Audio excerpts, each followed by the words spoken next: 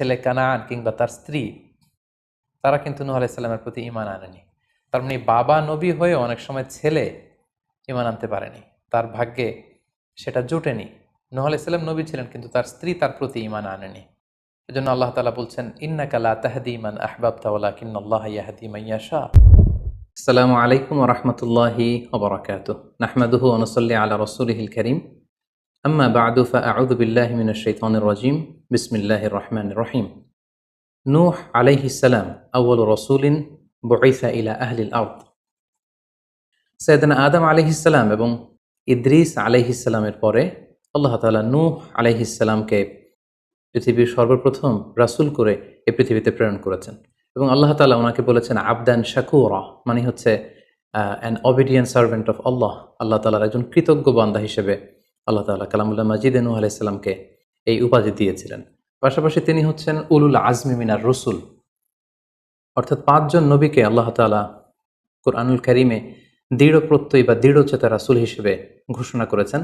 নূহ আলাইহিস সালাম হচ্ছেন তাদের মধ্য থেকে অন্যতম। সাউদার্ন ইরাকের একটি শহরে, যেটি কুফা শহরের নিকটবর্তী একটি শহর, এমন একটি শহরে আল্লাহ তাআলা নূহ আলাইহিস সালামকে নবী হিসেবে প্রেরণ করেছিলেন।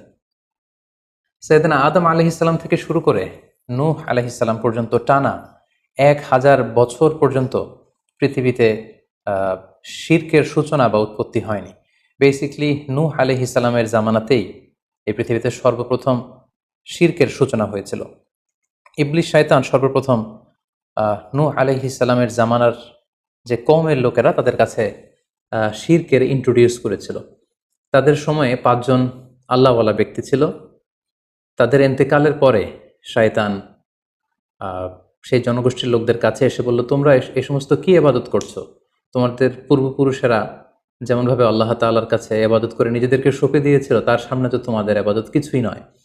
তোমরা একটা কাজ করো, তোমাদের 5 জন আধ্যাত্মিক পুরুষ বা আল্লাহর প্রিয় বান্দাদের 5টি মূর্তি তৈরি করে তোমরা তোমাদের ইবাদতগাহের পাশে রাখো। ফলে তাদের চেহারা দেখলে তাদের বেশি বেশি ইবাদতের কথা তোমাদের স্মরণ হবে এবং তোমরা আল্লাহ তাআলার ইবাদত করার ব্যাপারে বেশি আগ্রহী হবে। তারা এই শয়তানের মুখরোচক চমৎকার এই কথা শুনে তাদের শ্রেষ্ঠ 5 জন সন্তান বা আল্লাহওয়ালা 5 জন ব্যক্তির 5টি মূর্তি তৈরি করে তাদের ইবাদত গাহের ভেতরে তারা স্থাপন করলো। এবং আসলেই তারা যখন এই 5 জন ব্যক্তিদের মূর্তির দিকে তাকাতো, তাদের আল্লাহ তাআলার ইবাদতের কথা তাদের স্মরণ হতো। ফলে তারা আল্লাহ তাআলার বেশি বেশি ইবাদত করতে লাগলো। এই জেনারেশন এভাবেই বেশি বেশি আল্লাহ তাআলার ইবাদতের মধ্য দিয়ে তারা পার করতে লাগলো। কিন্তু পরবর্তী জেনারেশন যখন আসলো, শয়তান তাদের কাছে এমনভাবে কুমন্ত্রণা বা টেম্পটেশন দিল, ফলে ওই প্রজন্ম তারা আল্লাহ তাআলার এক আল্লাহর ইবাদতকে ভুলে গিয়ে এই 5 জন শ্রেষ্ঠ আল্লাহর ওয়ালির মূর্তির সামনে দাঁড়িয়ে সেখানেই তারা মানত করতে শুরু করলো এবং এক আল্লাহর ইবাদত বাদ দিয়ে সেই মূর্তিগুলোর ইবাদত শুরু করে দিল। এভাবেই সাইয়েদনা নূহ আলাইহিস সালামের জামানাতে সর্বপ্রথম শিরকের সূচনা হয়। পবিত্র কালামুল্লাহ মাজিদে আল্লাহ তাআলা এই ঘটনাটি এভাবে উল্লেখ করেছেন যে নূহ আলাইহিস সালামের জামানায় যারা নেতৃত্ব স্থানীয় ছিল, তারা সাধারণ লোকদেরকে উদ্দেশ্য করে বলতো, ওয়াকালু লা তাযারুন্না আলিহাতাকুম ওয়া লা তাযারুন্না ওয়াদ্দান ওয়া লা সুওয়াআ ওয়া লা ইয়াগুসা ওয়া ইয়াউকা ওয়া নাসরা। অর্থাৎ আমাদের যে 5 জন বিখ্যাত ব্যক্তি, তাদের নাম ছিল ওয়াদ্দান, সুওয়াআন, ইয়াগুস, ইয়াউক এবং নাসর। তোমরা এদের ইবাদত ছেড়ে দিও না, বরং তোমরা এদের উপাসনা করতে থাকো। ফলে এই আয়াত প্রমাণ করে যে নূহ আলাইহিস সালামের জামানাতে সর্বপ্রথম শিরকের উৎপত্তি হয়েছিল। কিন্তু নূহ আলাইহিস সালাম তার জাতিগোষ্ঠীর কাছে এক আল্লাহর দাওয়াত দিয়ে যেতে লাগলেন। তিনি বলতে আরম্ভ করলেন, ইয়া কওমি আবুদুল্লাহ মা লাকুম মিন ইলাহিন গায়রুহু আফালা তাত্তাকুন। হে আমার জাতিগোষ্ঠীর লোকেরা, হে আমার জনগোষ্ঠীর লোকেরা, তোমাদের কি হলো? তোমরা কেন এক আল্লাহর ইবাদত করছো না? তোমরা কি আল্লাহকে ভয় পাও না? এবং তিনি বললেন যে আল্লাহ তাআলা আমাকে তার বাণী বাহক হিসেবে, প্রেরিত রাসূল হিসেবে তোমাদের কাছে পাঠিয়েছেন। এই যে আমি তোমাদেরকে তাওহীদের বা এক আল্লাহর ইবাদতের দিকে দাওয়াত দিচ্ছি, এজন্য তো আমি কোনো পারিশ্রমিক তোমাদের কাছে চাচ্ছি না, বরং তোমরা যেভাবে শিরক করে যাচ্ছ, এক আল্লাহ ছাড়া মূর্তির পূজা করে যাচ্ছ, ইন্নী আখাফু আলাইকুম আযাব ইয়াউমিন আযীম, আমি তোমাদের উপর কঠিনতম আযাব আসার আশঙ্কা করছি। সো তোমরা শিরক ছেড়ে দিয়ে, মূর্তি পূজা ছেড়ে দিয়ে, পৌত্তলিকতা ছেড়ে দিয়ে এক আল্লাহ তাআলার ইবাদতের দিকে ফিরে আসো। নূহ আলাইহিস সালাম যখন তার জাতিগোষ্ঠীর লোকদের কাছে তাওহীদের দাওয়াত বা এক আল্লাহর ইবাদতের দাওয়াত দেয়া শুরু করলেন, তার জাতির লোকেরা, তার কওমের লোকেরা নানা ধরনের টাল বাহানা, অজুহাত এবং বিভিন্ন ধরনের যুক্তি তারা স্থাপন করতে শুরু করলো। তাদের প্রথম যুক্তি ছিল যে, হে নূহ, কেন আমরা তোমার দাওয়াতে সাড়া দেব? কারণ সমাজের নিম্ন শ্রেণীর লোকেরা হচ্ছে তোমার অনুসারী। আরাদিলুনা বাদিয়ার রাই ওমা নারাকা ইত্তাবাআকা ইল্লাল্লাযীনা হুম আরাদিলুনা বাদিয়ার রাই। কারণ আমরা দেখতে পাচ্ছি সমাজের লো ক্লাসের যারা লোকজন, নিম্ন শ্রেণীর লোকজন, নিম্ন পেশার লোকজন, এরাই হচ্ছে তোমার ফলোয়ার। তোমরা আগে এই সমস্ত লোকদেরকে তোমার আশপাশ থেকে সরাও, তখন আমরা তোমার এ দাওয়াতকে গ্রহণ করব। তাদের আরও একটি যুক্তি ছিল যে, তুমি এই নিম্ন শ্রেণীর লোকদেরকে নিয়ে সমাজে ইনফ্লুয়েন্সিয়াল হতে চাচ্ছ। ইয়াতাফাদ্দালু আলাইকুম। এই নূহ হচ্ছে জেলে সমাজ, কৃষক সমাজ, এই সমস্ত নিম্ন শ্রেণীর লোকদেরকে নিয়ে এই সমাজের মধ্যে একটা ইনফ্লুয়েন্স ক্রিয়েট করে সে আমাদের উপর সুপিরিয়র হতে চাইছে। এটা ছিল তাদের আরেকটা যুক্তি। তারা আরও বলতো যে, আগে যদি এই নিম্ন শ্রেণীর লোকদেরকে তোমার কাছ থেকে তুমি তাড়িয়ে দাও, তাহলে আমরা তোমার উপর বিশ্বাস স্থাপন করতে পারি। নূহ আলাইহিস সালামের এই কথার জবাবে তিনি বলেছিলেন, ওমা আনা বিতরিদিল্লাযীনা আমানু, অর্থাৎ যারা আল্লাহ তাআলার উপর বিশ্বাস স্থাপন করেছে, যদিও তারা নিম্ন শ্রেণীর হয়ে থাকে, কি করে আমি তাদেরকে তাড়িয়ে দিতে পারি? তাদের আরও একটি যুক্তি ছিল যে, তুমি আমাদের মতো মানুষ, দেখতে তো তুমি আমাদের মতো মানুষ, তুমি খাচ্ছ, যাচ্ছ, ঘুমাচ্ছ, ঘুরে বেড়াচ্ছ, বাজারে যাচ্ছ, ক্রয় বিক্রয় করছো, আমাদের মতো মানুষ হয়ে তুমি কেমন করে রাসূল হতে পারো? তুমি যে রাসূল, কি করে আমরা বিশ্বাস করব? কেন আকাশ থেকে ফেরেশতারা এসে বলে দিয়ে যায় না যে তুমি রাসূল? তাহলে তো আমরা ফেরেশতাদেরকে দেখলে আমরা আস্থা পেতে পারি এবং নিশ্চিত হতে পারি যে আসলেই তুমি আল্লাহর পাঠানো রাসূল। এবং তারা পাশাপাশি আরও বলতো যে, আমাদের পূর্বপুরুষরা তো এই সমস্ত মূর্তিরই পূজা করেছে, তাহলে কি তুমি বলতে চাইছো এরা ভ্রান্ত ছিল? সর্বশেষে তারা বলতে আরম্ভ করলো যে, নূহ, তুমি হচ্ছে মিথ্যাবাদী, পাগল এবং ভ্রান্ত, আমরা আমাদের অবস্থানে অটল থাকব। এভাবে সাইয়েদনা নূহ আলাইহিস সালামের তাওহীদের যে দাওয়াত তিনি তার সমাজে ছড়িয়ে দিচ্ছিলেন, তারা ডিরেক্টলি এই একত্ববাদের দাওয়াতকে তারা প্রত্যাখ্যান করলো, রিজেক্ট করলো। কিন্তু নূহ আলাইহিস সালাম তিনি হাল ছাড়েননি। তিনি টানা 950 বছর তার জাতিগোষ্ঠীর লোকদের কাছে তিনি এক আল্লাহর দাওয়াত দিয়ে যেতে লাগলেন। কালামুল্লাহ মাজিদ আমাদেরকে জানাচ্ছে, ওয়ালাকাদ আরসালনা নূহান ইলা কওমিহি ফালাবিসা ফীহিম আলফা সানাতিন ইল্লা 50 আমা।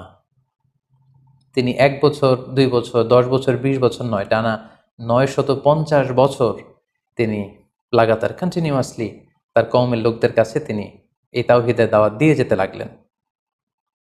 এবং তিনি দিন রাতকে এক করে টায়ারলেসলি, রেস্টলেসলি তিনি তার জাতিগোষ্ঠীর কাছে এই একই দাওয়াত দিতে লাগলেন। তিনি বলছেন যে, রব্বি ইন্নী দাআউতু কওমি লাইলা ওয়া নাহারা, হে আল্লাহ, দিন রাত তো আমি চেষ্টা করে গেলাম, তাদেরকে তাওহীদের দাওয়াত দিলাম, কিন্তু তারা আমার কথা শুনছে না।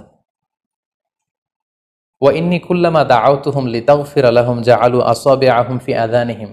এর মানে হচ্ছে, আল্লাহ, আমি যখনই তাদেরকে দাওয়াত দিতাম, তারা তাদের আঙ্গুলগুলো তাদের কানের ভেতরে ঢুকিয়ে রাখতো, যাতে করে আমার তাওহীদের কথা তাদের শুনতে না হয়। এবং ওয়াস্তাগশাউ সিয়াবাহুম ওয়া আসররু ওয়াস্তাকবারু ইস্তিকবারা, তারা আমাকে দেখলেই চাদর দিয়ে তাদের মুখ পেঁচিয়ে রাখতো, যাতে করে আমার কথাগুলো তারা শুনতে না পায়। সুম্মা ইন্নী দাআউতুহুম জিহারা। আমি, নূহ আলাইহিস সালাম বললেন, আল্লাহ, আমি দাওয়াতি কাজ করার কোনো মাধ্যমই তো বাকি রাখিনি। আমি প্রথমে পার্সন টু পার্সন আমি প্রাইভেটলি দাওয়াত দিতাম। এটা যখন তারা অস্বীকার করলো, আমি তখন পাবলিক দাওয়াত দেওয়া শুরু করলাম। আমি তাদের বড় গ্যাদারিংসে, বিভিন্ন ফেস্টিভ্যালে যে তাদেরকে এই দাওয়াতের কথা শোনালাম, কিন্তু তারা প্রত্যাখ্যান করেছে। সুম্মা ইন্নী আ'লানতু লাহুম ওয়া আসরারতু লাহুম ইসরারা। অর্থাৎ এই আয়াত থেকে বোঝা যাচ্ছে যে, নূহ আলাইহিস সালাম দাওয়াত দেয়ার বা বাণী বাহকের যে কাজ, এই গুরুদায়িত্ব পালনে কোনো ধরনের প্রক্রিয়া তিনি বাদ রাখেননি। তিনি দিনে রাতে, তিনি প্রাইভেটলি, তিনি পাবলিকলি, তিনি উৎসাহ প্রদানের মাধ্যমে, জান্নাতের সুসংবাদ দেওয়ার মাধ্যমে, কিংবা জাহান্নামের ভয় দেখানোর মাধ্যমে নানাভাবে তার জাতিগোষ্ঠীর কাছে আখিরাতের কথা, আখিরাতে আল্লাহ তাআলার সুপ্রিম কোর্টের কাঠগড়ায় দাঁড়িয়ে জবাবদিহিতার কথা, এক আল্লাহর একত্ববাদের কথা, এই দাওয়াতগুলো তিনি দিয়ে গিয়েছেন। কিন্তু অধিকাংশ ক্ষেত্রেই এবং অধিকাংশ লোকগুলোই নূহ আলাইহিস সালামের এই তাওহীদের দাওয়াতকে প্রত্যাখ্যান করেছিল এবং রিজেক্ট করেছিল। এভাবে নূহ আলাইহিস সালাম যখন দাওয়াত দিয়ে যেতে লাগলেন, তার কওমের লোকদের মধ্য থেকে ফাইনাল যে রেসপন্সটি এসেছিল সেটি হচ্ছে, ক্বালু লা ইন লাম তানতাহি ইয়া নূহ লা তাকুনান্না মিনাল মারজুমিন। হে নূহ, অনেক হয়েছে, এবার তুমি থামো। তুমি যদি এই দাওয়াত দেয়া বন্ধ না করো, তাহলে আমরা তোমাকে স্টোনিং করে, পাথর মেরে, প্রস্তর নিক্ষেপ করে দুনিয়া থেকে বিদায় করে দিব। এবং তারা এও বলল যে ক্বালু ইয়া নূহ ক্বাদ জাদালতানা ফাআকসারতা জিদালানা, অনেক হয়েছে, তুমি অনেক আর্গুমেন্ট আমাদের সাথে দিয়েছো, অনেক তর্ক বিতর্ক তোমার সাথে হয়েছে, এবার থামো। ফাআতিনা বিমা তাইদুনা ইন কুনতা মিনাস সাদিকিন, তুমি যে আযাবের ভয় দেখাচ্ছ পারলে সেটা দেখাও। তুমি আমাদেরকে বলছো যে আমরা যদি এক আল্লাহর ইবাদত না করি, আমরা যদি পৌত্তলিকতা না ছাড়ি, তাহলে আল্লাহ তাআলা আযাব দিয়ে আমাদেরকে ধ্বংস করে দিবে। পারলে সেই ধ্বংসলীলা তুমি আমাদের সামনে নিয়ে আসো, পারলে সেই শাস্তি দেখাও তুমি যদি সত্যবাদী হয়ে থাকো। এবার নূহ আলাইহিস সালাম তাদের এ ধরনের অ্যাটিটিউড দেখে অনেকটা হতাশ হলেন। তিনি তাদের কাছে কোনো প্রতিদান চাইছেন না, তাদের কল্যাণের জন্যই, তাদেরকে জাহান্নামের আগুন থেকে বাঁচার জন্যই তিনি 950 বছর ডেডিকেট করে দিলেন তাদের দাওয়াতি কাজে। কিন্তু তারা যখন এই দাওয়াতি কাজে সাড়া দিচ্ছে না, অবশেষে হতাশ হয়ে নূহ আলাইহিস সালাম আল্লাহকে দোয়া করলেন, আল্লাহ ফাফতাহ বাইনি ওয়া বাইনাহুম ফাতহান, আমি আর পারছি না, আপনি এবার এসপার ওসপার করে দিন, আপনি একটা ফয়সালা করে দিন। অবশেষে তিনি বদদোয়া করে বসলেন, তাদের উপর অভিশাপ দিয়ে ফেললেন, কার্ডস করে বসলেন। তিনি বললেন, রাব্বি লা তাযার আলাল আরদি মিনাল কাফিরিনা দাইয়ারা, হে আল্লাহ, আপনি এমন আযাব পাঠান, আযাব দিয়ে আপনি কাফিরদের আন্ডা বাচ্চা কাউকে আপনি অবশিষ্ট রাখবেন না, পুরো কাফির সমাজ, মুশরিক সমাজকে আপনি আযাব দিয়ে ধ্বংস করে দেন। যদি আপনি তাদেরকে বাঁচিয়ে রাখেন তাহলে তারা বিশ্বাসীদেরকেও সংক্রামিত করবে এবং তাদের অনাগত প্রজন্ম তারা পাপাচারী হয়ে এই পৃথিবীতে তারা ফাসাদ সৃষ্টি করবে। নূহ আলাইহিস সালাম যখন এরকম বদদোয়া করলেন, আল্লাহ তাআলা নূহ আলাইহিস সালামের এই অভিশাপ বা বদদোয়াকে কবুল করলেন এবং তিনি নূহ আলাইহিস সালামকে জানিয়ে দিলেন, নূহ, তোমার কথা মতো আমি এবার এটার একটা শেষ দেখে ছাড়বো এবং আমি পৃথিবীতে আযাব পাঠাবো। সে আযাবটি হচ্ছে ভয়ঙ্কর ধরনের বন্যা হয়ে যাবে গোটা পৃথিবীতে, মহাপ্লাবন ঘটবে।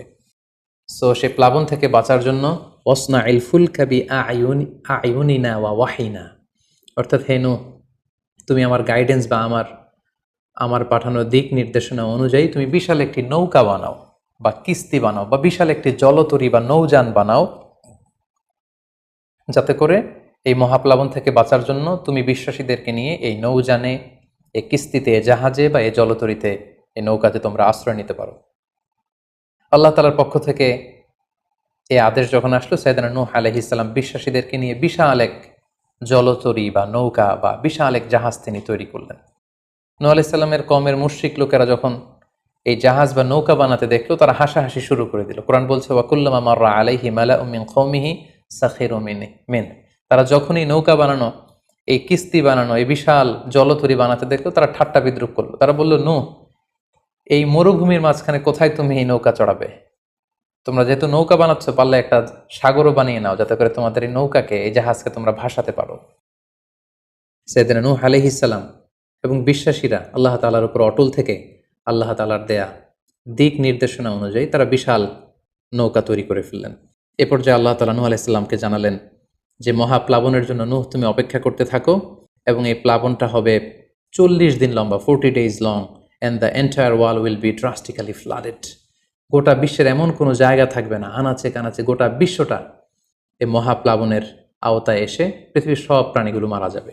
সো তুমি কি করে বুঝবে যে আমি কখন এই মহাপ্লাবন পৃথিবীতে দিচ্ছি? সেটার একটা সাইন হচ্ছে, তুমি যখন চুলার ভেতর থেকে ফুরফুর করে কলকল করে পানি বেরোতে দেখবে, তখনই বুঝবে যে সে টাইমটা চলে এসেছে।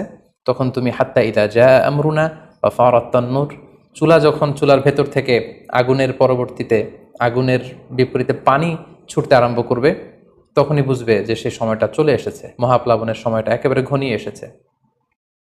কুল নাহমিল ফিহা মিন কুল্লি যাওজাইনি ইসনাইন, তখন তুমি সমস্ত বিশ্বাসী বান্দাবান্দিদেরকে, যারা তোমার ফলোয়ার, যারা একত্ববাদী বিশ্বাসী, তাদেরকে নিয়ে সেই নৌকায় তুমি আরোহণ করবে এবং প্রতিটি প্রাণী থেকে জোড়ায় জোড়ায়, অর্থাৎ ম্যাসকুলিন অ্যান্ড ফ্যামিনিন, নারী পুরুষ জোড়ায় জোড়ায় তুমি নিয়ে সেই নৌকাতে আরোহণ করবে। কারণ এই মহাপ্লাবনটা এত ভয়ঙ্কর মহাপ্লাবন হবে, ফলে পৃথিবীতে কেউ বেঁচে থাকবে না এবং তোমরাই হবে নেক্সট জেনারেশন, এবং তোমাদের থেকেই পৃথিবী আবার নতুন করে সভ্যতা বিনির্মিত হবে এবং তোমাদের থেকে নতুন করে পৃথিবীর সব প্রাণীকুল আবার নতুন করে বংশবিস্তার শুরু হবে।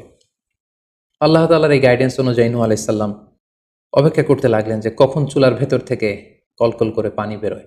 হঠাৎ করে তিনি একদিন দেখতে পেলেন যে চুলার ভেতর থেকে পানি বেরোচ্ছে। তিনি সমস্ত বিশ্বাসীদেরকে নিয়ে এবং বিভিন্ন প্রাণীকুল থেকে জোড়ায় জোড়ায় নারী পুরুষ দুই ধরনের জেন্ডারকে একত্রিত করে নিয়ে তিনি আল্লাহ তাআলার নামে সেই নৌকার মধ্যে আরোহণ করলেন এবং আল্লাহ বললেন ওয়াকাল আরকাবু ফিহা বিসমিল্লাহি মাজরেহা ওয়া মুরসাহা ইন্না রাব্বি লাগফুরুর রহিম। আল্লাহ বললেন তোমরা যখন আরোহণ করবে তোমরা আল্লাহর নামে আরোহণ করবে, অর্থাৎ বিসমিল্লাহ বলে আরোহণ করবে, কারণ তোমাদের এই নৌকার এই জাহাজের গতি এবং স্থিতি এটা হবে আল্লাহর নামে। এটা এটার সেইলিং বা অ্যাঙ্করিং, এটার পানির উপরে ভেসে চলা এবং এটার নোঙর ভেরানো সবটাই হবে আল্লাহ তাআলার নামে। এবং আল্লাহ তাআলার আদেশ অনুযায়ী নূহ আলাইহিস সালাম সবাইকে নিয়ে সেই নৌকায় আশ্রয় নিলেন। কোরআন আমাদেরকে জানাচ্ছে ওহিয়া তাজরি বিহিম ফি মাউজিন কাল জিবাল, গোটা বিশ্বব্যাপী এমন ভয়ঙ্করভাবে আকাশ থেকে ঝুম বৃষ্টি নাজিল হলো, জমিন তার ভেতরে থাকা পানিগুলোকে উপরে উদ্গীরণ করে দিতে লাগলো, উপর থেকে পানি নিচ থেকে পানি, ফলে গোটা বিশ্বে এক মহাপ্লাবনের পরিস্থিতি তৈরি হলো। এবং সেই ভয়ঙ্কর প্লাবনের মধ্যে, সেই ঝড় ঝাপটার মধ্যে, সেই পানির মধ্যে নূহ আলাইহিস সালামের সেই কিস্তি বা সেই জলতরী বা সেই নৌকা ভাসতে লাগলো। কোরআন বলছে যে ফিমাউজিন কাল জিবাল, বিশাল পাহাড় সম ঢেউয়ের মধ্যে নূহ আলাইহিস সালামের তরী আল্লাহর নামে ভাসতে আরম্ভ করলো এবং আল্লাহর নামে নূহ আলাইহিস সালাম সেই তরী ভাসিয়ে দিলেন।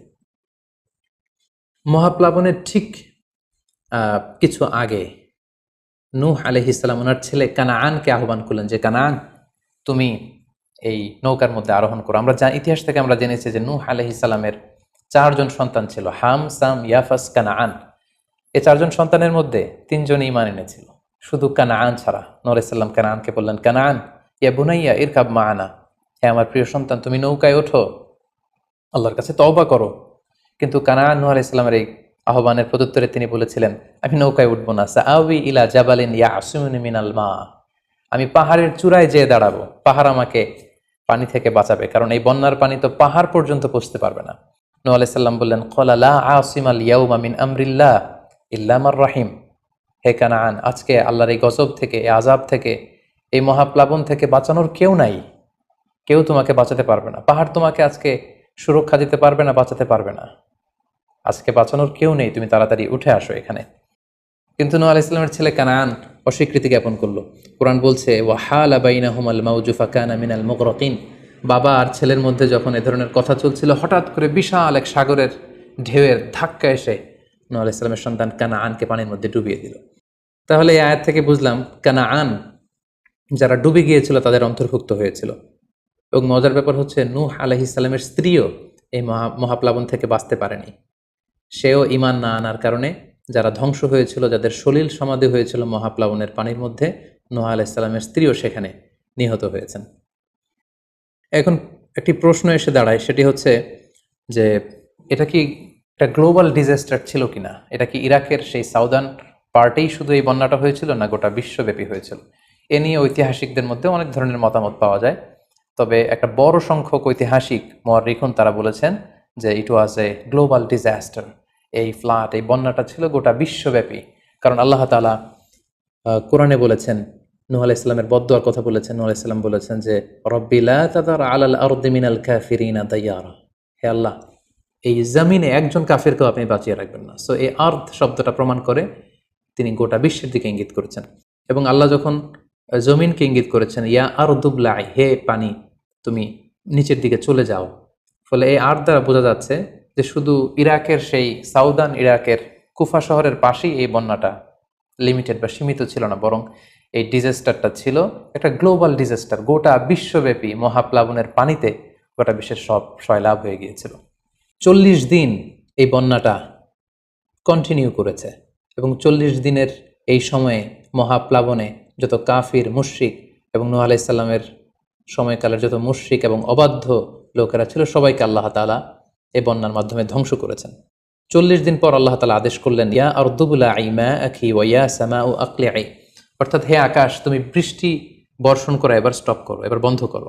এবং জমিনকে বললেন, জমিন তুমি যে মাটির ভেতর থেকে পানি বের করছিলে, এই পানি বের করা বন্ধ করে তুমি ভূপৃষ্ঠের উপরে থাকা পানিগুলোকে গিলে ফেলো, ওয়াগীদাল মা, ফলে আল্লাহ তাআলার আদেশের সাথে সাথে পানি বর্ষণ এবং পানি জমিনের ভেতর থেকে বের হয়, এটা বন্ধ হলো। ওয়াস্তাওয়াত আলাল জুদি, নূহ আলাইহিস সালামের এই বিশাল জলতরী বা কিস্তি বা নৌকা জুদি পাহাড়ে যেয়ে থামল। জুদি পাহাড়ে এই তরীর নোঙর ভিড়ল। এখন জুদি পাহাড়টা কোথায়? কিছু কিছু ঐতিহাসিকরা বলেছেন যে ইরাকের মোসেল শহরে একটি বিশাল মাউন্টেন রেঞ্জ রয়েছে, সেই পাহাড়ের একটা অংশের নাম হচ্ছে জুদি পাহাড়। কোনো কোনো ঐতিহাসিকগণ বলেছেন এই জুদি পাহাড়টি আর্মেনিয়াতে অবস্থিত। অনেক ঐতিহাসিকগণ মত প্রকাশ করেছেন যে এটি আহ, ইরাকেও নয়, এটি আর্মেনিয়াতেও নয়, বরং এটি তুরস্কের একটি পাহাড়। এবং তারা বিশাল বড় একটি নৌকার খণ্ড দিয়ে ঐতিহাসিকভাবে অনেকেই প্রমাণ করতে চেয়েছেন যে নূহ আলাইহিস সালামের সেই কিস্তির কিছু অংশ আজও সেই পাহাড়ের মধ্যে রয়ে গিয়েছে।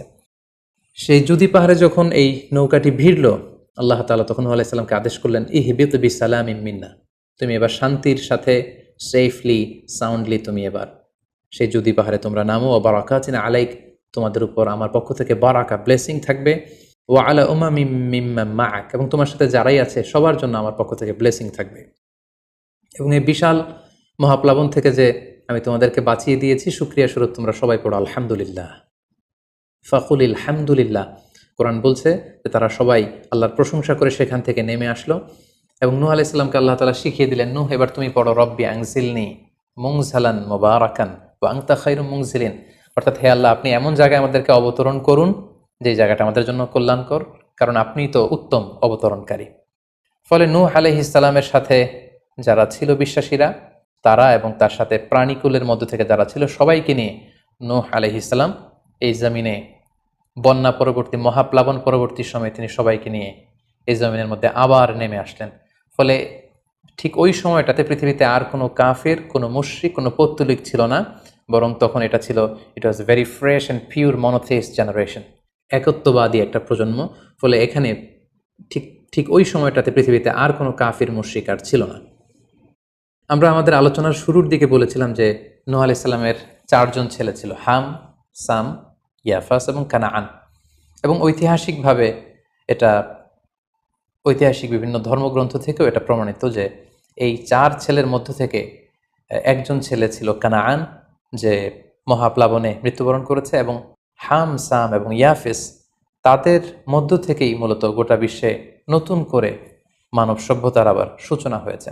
নূহ আলাইহিস সালামের ছেলে হাম, তিনি আফ্রিকাতে তার পরিবার নিয়ে বসবাস শুরু করেন, এবং ওনার ছেলে সাম, যেখান থেকে সেমাইটিক শব্দটি আমরা বলে থাকি, ওনার ছেলে সাম তার আত্মীয় স্বজন এবং তার বংশধরদেরকে নিয়ে ধীরে ধীরে মধ্যপ্রাচ্য বা দূরপ্রাচ্যের এই এরিয়াতে পরবর্তীতে তারা বসবাস শুরু করেন। এবং ওনার ছেলে ইয়াফেস বর্তমান যে চীন বা তার আশেপাশের যে এরিয়াগুলো আছে সেখানে বসবাস শুরু করেন, এবং সেখান থেকেই মানব ইতিহাস আবার নতুন করে তার পথ চলা শুরু করলো, এবং গোটা বিশ্বে বাচ্চা রিজালান কাসীরা ওয়া নিসা, অনেক নারী পুরো গোটা বিশ্বে সেখান থেকে আবার ছড়িয়ে পড়তে আরম্ভ করলো। এভাবেই নূহ আলাইহিস সালাম একত্ববাদের দাওয়াত দিয়ে নিরলস প্রচেষ্টা করে ওনার জীবনকে তিনি অতিবাহিত করেছেন। সাইয়েদনা নূহ আলাইহিস সালাম ওনার ইন্তেকালের পরে ওনাকে কোথায় কবর দেওয়া হয়েছে এ নিয়ে 2টি মত পাওয়া যায়। প্রথম মত অনুযায়ী ওনাকে মক্কাতে কবরস্থ করা হয়েছে, আরেকটি মত অনুযায়ী লেবাননের কার্ক নামে একটি এরিয়াতে জাবালে দীর, সেই দীর মাউন্টেনের পাশে সাইয়েদনা নূহ আলাইহিস সালামকে কবরস্থ করা হয়েছে। সম্মানিত সুধী, এই ছিল নূহ আলাইহিস সালামের সংক্ষিপ্ত, বর্ণাঢ্য এবং সংগ্রামী জীবন কাহিনী। এ পর্যায়ে আমরা নূহ আলাইহিস সালামের এই স্টোরি থেকে, এই জীবনী থেকে কী ধরনের লেসন, লাইফ লেসন বা শিক্ষা আমরা পেতে পারি, যেটা আমরা আমাদের সমাজের সাথে রিলেভেন্ট করতে পারি, আমরা সে বিষয়ে সামান্য কিছু আলোচনা করব। আমরা যারা দাওয়া কাজের সাথে ইনভলভড, তাদের জন্য নূহ আলাইহিস সালামের জীবনীতে আসলে নূহ আলাইহিস সালামের দাওয়া ক্যারিয়ার থেকে নেবার মতো, শেখার মতো অনেক কিছু রয়েছে। তোর মধ্যে থেকে অন্যতম হচ্ছে যে ডাইভার্সিটি অফ দাওয়া অ্যাপ্রোচ। আমরা জানি যে আমরা যারা আল্লাহ তাআলার এই কথাগুলো, কোরআন সুন্নাহর এই মেসেজগুলো পৌঁছে দিচ্ছি, আমরাও কাইন্ডা বাণীবাহকের কাজ কিন্তু আমরা করছি। যেহেতু নবীরা নেই, তাদের অনুসৃত পথকে আমরা ধারণ করে তাদের কথাগুলো আমরা পৌঁছে দিচ্ছি। সো আমাদের এই দাওয়া অ্যাপ্রোচের মধ্যে ডাইভার্সিটি থাকতে হবে। আমরা যেমনি ওরালি দাওয়া কাজ করি, নবীরা ওরালি দাওয়া কাজ করতেন, মৌখিকভাবে মানুষকে দাওয়া দিতেন।